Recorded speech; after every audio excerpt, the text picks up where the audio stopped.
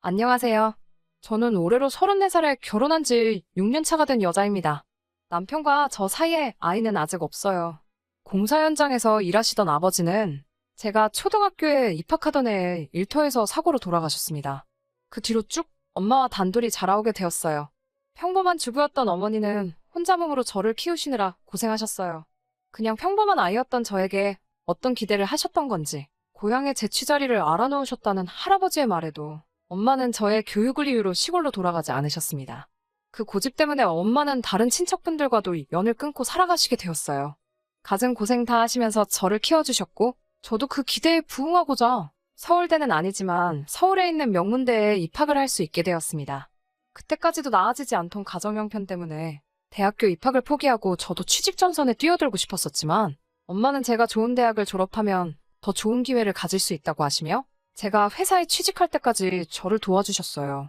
유난스러운 부분이 있었지만 반대로 생각하면 정말 저만을 위해 살아오셨다고 해도 과언이 아닐 정도로 저와 관련된 일이라면 모든 일에 엄마는 발벗고 나서주셨고 저에 대한 기대를 저버리지 않았습니다. 그런 친정엄마와 저는 정말 애틋하게 지냈습니다. 정말로 남들보다 뛰어난 것 하나 없는 저였기 때문에 대학교를 졸업하고 평범한 회사에 취직하게 되었지만 취직이 결정된 그날에 엄마와 서로 부둥켜 안고 하루 종일 울었습니다. 그렇게 저를 아껴주시던 어머니를 2년 전에 잃고 말았습니다. 엄마를 잃은 충격보다 그로 인해 벌어진 어이없는 사건에 대해서 한번 이야기를 해보려고 합니다. 남편은 제가 회사를 다닐 때 만나게 되었습니다. 동갑내기라 그런지 친구 같은 모습이 참 좋았던 남편은 서글서글한 그 성격에 제가 사랑하는 친정엄마에게도 너무 잘했습니다.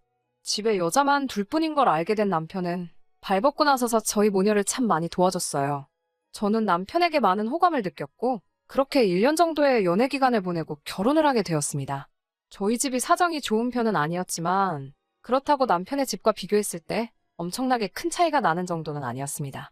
남편이 모아둔 돈과 시댁에서 돈을 어느 정도 해주셔서 대출을 끼고 서울에 집을 구해서 신혼생활을 시작하게 되었습니다.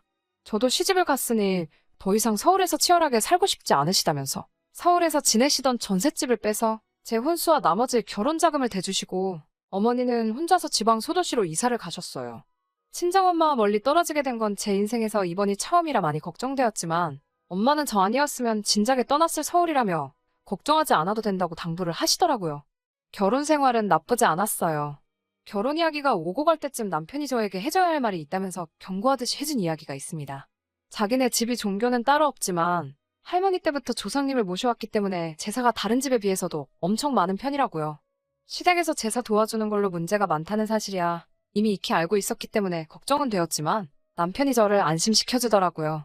종갓집같이 제사에 목매다는 그런 건 아니고 말 그대로 대대로 벼슬 하신 조상님들한테 간단하게 상만 올리는 거니 크게 걱정할 필요 없다고 말이죠. 자기도 제사를 왜 이렇게 지내나 싶고 자기뿐만 아니라 다른 가족들도 지긋지긋해해서 할머니가 살아계실 동안까지만 하기로 했다고. 남편 위로 형님이 한 분 계셨는데 자기가 장손도 아니고 형수님 하는 거 보니까 과일 깎는 거 정도만 도와주고 아무것도 하지 않는다고. 거기에 더불어 자기가 잘 이야기해서 제사 때마다 참석 안 할 수 있도록 한다고 약속을 했습니다. 하지만 결혼을 하고 나서 저는 시도 때도 없이 있는 조상님 제사의 대부분을 참석하기로 했습니다. 남편과 조건을 걸듯이 약속을 하나 했거든요. 제사를 몇 번 지내든지 다 참석을 할 수 있다고. 그 횟수는 상관이 없지만 명절 때만큼은 친정에서 더 오랜 시간을 보낼 수 있게 손 좀 써달라고요. 이미 이런 사정을 알고 있던 시댁에서도 달가워하지는 않았지만 그런 점을 이해해 주셨고 남편의 도움으로 명절에는 점심 저녁 식사만 하고 바로 친정으로 출발할 수 있게 허락해 주셨어요. 그래도 다른 남편의 형제들도 있고 해서 명절날이면 새벽같이 시댁에 올라가서 제사 준비를 돕거나 하는 걸 빼먹은 적은 한 번도 없었습니다. 그리고 결혼한 지 3년 차가 되던 해에 시할머니께서 돌아가시게 되면서 조상님께 매번 제사 드리는 걸 달가워하지 않던 시댁에서도 제사를 줄이기 시작해서 오히려 명절 때도 따로 제사를 안 올리게 되었습니다. 그리고 엄마가 돌아가신 2년 전 추석 연휴가 시작되었어요. 아직도 그날을 생각하면 후회가 많이 남습니다. 이래 시작은 시댁에서였어요. 평소처럼 새벽 일찍 도착해 명절 음식 준비를 도왔습니다. 시가에서 모여 저녁 식사가 끝나고 뒷정리를 전부 도와드린 뒤에 친정으로 출발할 준비를 하고 있었어요. 설거지를 끝내고 나오는데 운전을 해야 할 남편이 시댁 식구들과 술을 마시고 있더라고요. 남편에게 운전해야 되는데 무슨 술을 마시냐며 술잔을 뺐었는데 시어머니께 한 소리를 들었습니다. 하시는 말씀이 이제 매번 지내는 제사도 안 지내는데 시가에서 하루도 머물지 않고 친정으로 가는 건 너무 불공평하지 않냐면서요. 제사를 안 지내게 된 만큼 시가에서 반, 친정에서 반을 보내라고 말씀하셨습니다. 저희 어머니가 저를 보고 싶어 하는 만큼 시어머니도 그동안 아들이 보고 싶었으니 이해해달라고요.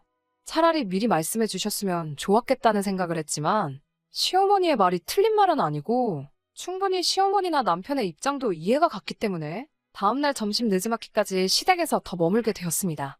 저녁에 엄마하고 통화를 했는데 시간적인 여유가 많이 생기셨으니 제가 좋아하는 음식들로 만나게 준비해 놓을 테니 시댁에서 맛있는 거 너무 많이 먹고 오지 말라며 저를 달래주시더라고요. 다음날 이제 출발한다고 엄마한테 전화를 하는데 전화를 받지 않으셨어요. 전날에 도착하기로 1시간대쯤이면 충분히 도착할 것 같아서 엄마는 음식 준비하신다고 정신이 없으신가 싶어 별 다른 생각 없이 출발하게 되었습니다. 친정에 도착해서 아무리 현관문에서 엄마를 불러도 아무 대답이 없으셨어요. 느낌이 쎄서 부랴부랴 문을 따고 안에 들어갔는데 부엌에는 제가 좋아하는 음식들이 준비되어 있었고 엄마는 그 옆에서 바닥에 쓰러지신 채로 의식이 없었습니다.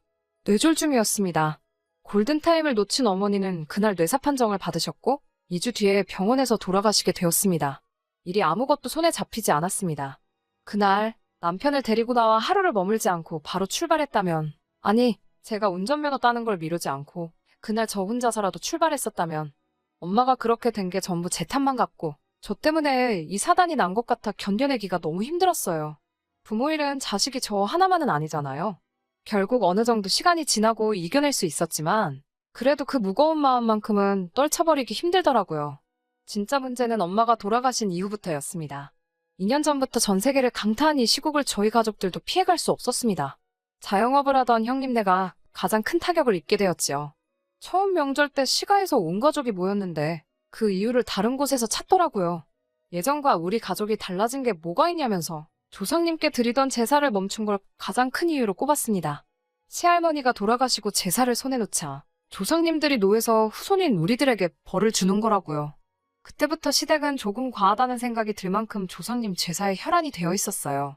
저도 이제 친정에 갈 이유가 없다는 이유로 그만큼 제사 준비 때마다 저를 부르셨고요. 남들보다 더 제사 지내는 걸 이해하지 않아 하던 남편도 불편함을 호소하는 저를 보고도 이때만큼은 아무 소리를 내주지 않았고 오히려 우리 잘 되라고 하는 일이니까 제가 불만만 갖지 말고 더 신경 좀 써주면 좋겠다는 식으로 이야기하더라고요. 남편이 제게 생각해보라고 우리 사이에 아이가 생기지 않는 이유가 자기가 제사에 소홀했기 때문에 조상님들이 벌을 주고 있는 걸 수도 있다고 말하면서 늘 조상님 제사에는 관심 없어 하던 평소와는 다른 모습을 보여줬습니다. 제사 준비는 시할머니가 계시던 시절보다 더 심해졌고 그만큼 음식에도 그때보다 신경을 더 썼기 때문에 제사가 있는 날에는 연락을 받고 새벽바람부터 시가에 도착해서 준비를 했어야 했어요. 하루는 조상님이 정해준 길일이라며 저와 남편이 서로 몸을 깨끗이 하고 새하얀 옷을 입고 제사를 드린 후 그날 밤에 시도를 하면 아이가 들어설 거라는 어디서 말 같지도 않은 걸 듣고 와서는 제사를 지내고 나서 애 만드는 건 1시간이면 되겠냐고 말하고는 온 가족이 집을 비워주더군요. 배려랍시고 온 가족이 밖으로 나갔다지만 남편과 제가 집이 빈 사이에 뭘 했는지 다 알 거 아니에요. 더군다나 우리 집도 아니고 시댁에서 말이에요. 그 와중에도 진지하게 달려드는 남편을 떼어내느라 아주 미치는 줄 알았어요. 하지만 그런 시댁의 어이없는 노력에도 전 세계적으로 악화되어만 가고 있는 이 시국이 조상님께 제사 몇 번 드린다고 끝나는 일은 아니었어요. 자영업을 하면서 타격을 입은 형님네는 거의 회복이 불가능해 보였습니다. 급기야 형님네는 길바닥에 나앉을 정도가 되었고 엎친 데 덮친 격으로 시아버지도 건강이 안 좋아지셨어요. 남편과 저 사이에 아이는 당연히 생기지 않았고 거기에 더불어 남편의 회사에서 인원 감축을 준비 중이라는 소문까지 나돌게 되었죠. 제사에 큰 의미를 두지 않는 남편도 이때쯤부터는 역시 그동안 제사를 안 드려서 그런가? 하면서 자신 없는 모습을 보이더라고요. 그러던 어느 날 갑작스럽게 시댁에서 연락이 왔어요. 제사가 있다고 해서 남편과 둘이 시가에 방문을 했습니다. 이미 형님네까지 참석해서 준비를 하고 있었는데 그날 그 자리에는 모르는 사람이 한 명 있었어요. 형형색색의 옷을 입고 누가 봐도 무당으로 보이는 사람이 한 명 있었습니다. 그 사람은 들어오는 저를 보고는 가까이 다가와서 다짜고짜 인연이냐? 라고 말하며 제 얼굴에 손에 쥐고 있던 쌀을 뿌려버리더니 악기는 물러가라 하면서 요란하게 굿을 시작하더라고요. 저는 어안이 벙벙해서 그 장면을 그대로 보고만 있었는데 어디서 구했는지 제사상에 올라와 있는 우리 엄마의 사진을 보고 정신이 번뜩 들었습니다. 그 무당은 이리저리 돌아다니면서 혼잣말로 계속 짓거려대다가 다시 어디서 쌀을 한 줌 집어와서 엄마 사진에 뿌려버리더니 쌀이 가득 담긴 바가지를 제사상 앞에 올려놓더라고요. 그러고선 제 손을 잡아 끌고 와서 저보고 엄마 사진 앞에 놓아둔 바가지를 밟아서 어서 깨부수라고 하는 거 아니겠어요. 그래야 엄마가 구천을 떠나 좋은 곳으로 가신다고요. 저는 도무지 이게 뭐하는 짓인가 이해를 할 수 없어서 이게 다 뭐하고 있는 거냐고 있는 대로 소리를 질렀지요. 우리 엄마 사진이 여기 왜 있고 이게 지금 뭐하는 거냐며 한참을 화를 내고 있으니 시어머니가 제 팔을 잡아 구석으로 끌고 가서는 설명이랍시고 한다는 말이 저분이 아주 용한 분이신데 집안에 생기는 우환들이 다 저희 엄마가 혼자 돌아가신 게 억울해서 성불하지 못하고 구천을 떠돌면서 시댁에다가 복수를 하고 있는 거라고 다 저와 제 남편이 잘 되게 하기 위해서 하는 거니 저보고 빨리 시키는 대로 하자고 저를 설득하더라고요. 어이없어서 남편을 쳐다봤는데 항상 제 편을 들어줬던 남편도 이게 별다른 의미가 있는 게 아니라 장모님 좋은 곳으로 보내드리려고 하는 거니까 나쁜 쪽으로만 생각하지 말라며 오히려 저를 설득하는 게 아니겠어요? 남편의 그런 모습에 화가 또 나서 넌 이걸 다 알고 있었는데도 나한테 아무 말도 안 한 거냐고 화를 냈더니 고개만 숙이고 아무 대답도 못하고 있더군요. 아무리 엄마가 그날 돌아가셨다는 게 천명이었고 거스를 수 없는 일이라고 한다고 해도 이건 해도 너무한 거잖아요. 그동안 엄마가 돌아가신 것에 대해서 저는 항상 저의 부족함을 탓했지. 그날따라 하루를 더 머물게 한 시댁의 잘못이라고 생각하거나 그때 왜 그랬냐며 시댁을 탓한 적도 한 번도 없었거든요. 그런 것도 모르면서 이젠 우리 엄마를 집안을 말아먹게 만드는 악귀 취급을 하면서 퇴치를 해야 한다고 하는 개소리를 듣고 있자니 그 순간 저도 눈앞에 보이는 게 하나도 없더라고요. 그 길로 저를 붙잡는 시어머니를 뿌리치고 제사상부터 구판까지 하나둘씩 전부 뒤집어 엎어버렸습니다. 고래고래 소리를 지르면서 그 대단한 시댁 조상들 욕을 하기 시작했어요. 니들 조상이 얼마나 대단한 사람들인지는 모르겠는데 우리 엄마 귀신 하나를 당해내지 못해서 무당까지 불러다가 구판까지 버려야 되는 거냐고 엄청난 조상들 났다고 깽판을 부렸어요. 제가 난동 부리고 있는 걸 멀뚱멀뚱히 구경하고 있는 무당한테도 다가가서 바가지에 담아놓은 쌀을 그 사람한테 뿌려버리고 당신이야말로 번지수 잘못 찾았다고 진짜 용한 사람이 맞냐고 한마디 했죠. 진짜 악귀는 우리 엄마가 아니라 그깟 제사 몇 번 건너뛰었다고 후손들 하는 일도 망하게 만들고 아이 한 명 보내주지도 못하는 저 사람들의 조상들이야말로 악귀지. 애꿎은 우리 엄마 건드리지 말라고요. 한참을 시댁을 뒤집어 엎고 나서야 혼자서 밖으로 나왔네요.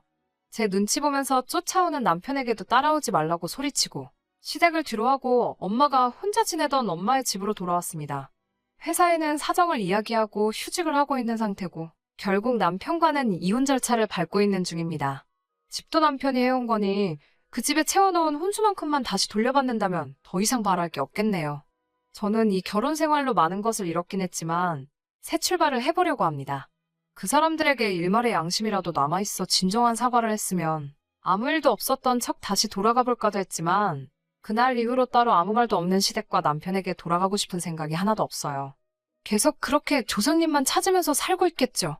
구판까지 버렸어도 조상들한테 정성이 부족했는지 남편은 결국에는 회사에서 정리해고를 당했다네요.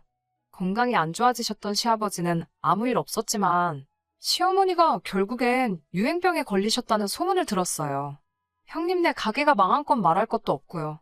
혹시나 이 사연을 들으시는 분들 중에 조상님을 모시는 분들이 계시다면 제가 그걸 비하를 할 의도가 있다거나 한 게 아니니 넓은 마음으로 이해해 주셨으면 합니다. 그리고 새로운 삶을 시작할 저도 응원해 주세요. 긴 이야기 끝까지 들어주셔서 감사합니다.